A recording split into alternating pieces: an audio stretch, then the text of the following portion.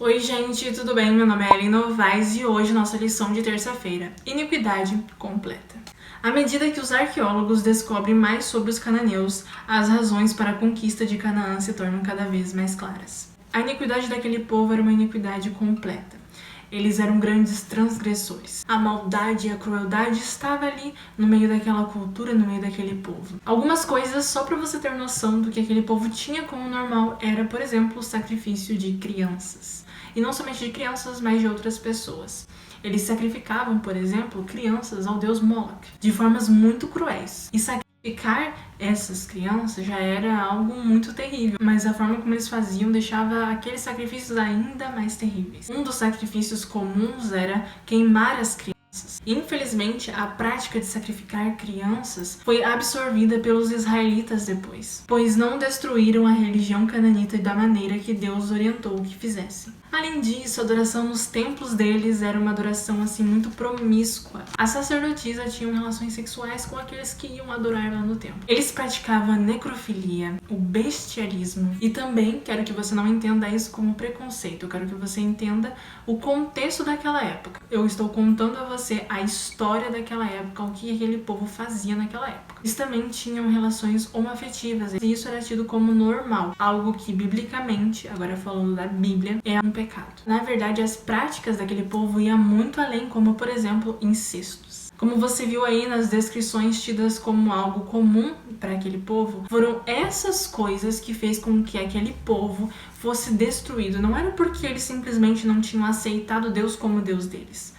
Muitos outros povos também não tinham aceitado Deus como Deus deles, e muitos povos ainda não aceitam Deus como Deus deles, e Deus ainda assim tem misericórdia. Mas o que aconteceu com aquele povo é que a iniquidade deles era completa, que o cálice da iniquidade deles acabou transbordando, como a gente leu durante a lição, durante essa semana. E assim como eu já falei durante essa lição, como que o povo de Israel iria conviver com um povo tão perverso assim? Será que eles não iriam tomar para si práticas, assim como eles fizeram mesmo? Só que eles desobedeceram às instruções de Deus e eles realmente tomaram para si algumas práticas daquele povo. A grande questão envolvida nessas guerras não era realmente o domínio de Israel, mas a punição dos cananeus por seus pecados, assim como o exílio foi para Israel 800 anos depois. Uma coisa importante também que a gente precisa comentar aqui é que a instrução de Deus em matar também se referia a mulheres e crianças. Mas é importante notar que 3 cidades que foram totalmente destruídas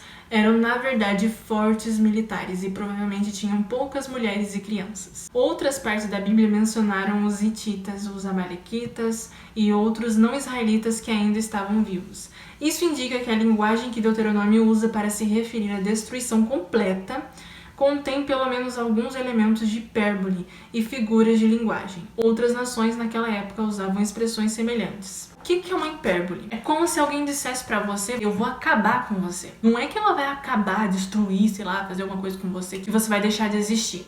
Não, isso é uma hipérbole. Ou então, como diz o Dr. Rodrigo Silva, uma ilustração que ele usou para simplificar a hipérbole é como se alguém dissesse assim: olha que legal, hoje todo mundo estava na igreja. Como assim todo mundo? O planeta inteiro estava dentro da igreja? Entendeu? Então, assim como observou Josué lá no capítulo 23, ainda existiam cananeus por lá. Vamos orar? Querido Deus e amado Pai, obrigado porque nós podemos entender um pouco mais sobre o que estava acontecendo ali em Deuteronômio 7. Que o Senhor possa sempre nos dar sabedoria, nos conceder o Teu Espírito Santo para que a gente possa aprender mais, entender mais sobre a Tua Palavra. Em nome de Jesus, amém. E é isso, eu espero você na lição de amanhã, a lição de quarta-feira. Aproveita, deixa seu like, compartilha esse vídeo, não se esquece de se inscrever aqui no canal.